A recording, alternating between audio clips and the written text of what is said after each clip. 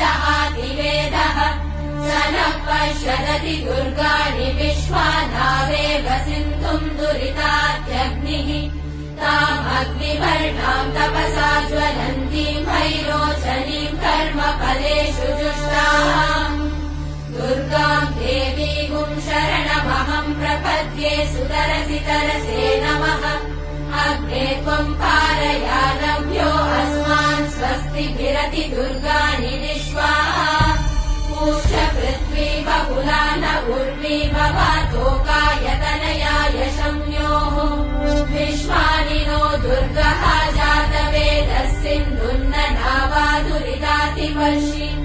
अग्ने अत्रिवन्मनसा गृहाणोऽस्माकम् बोध्यपिता तनु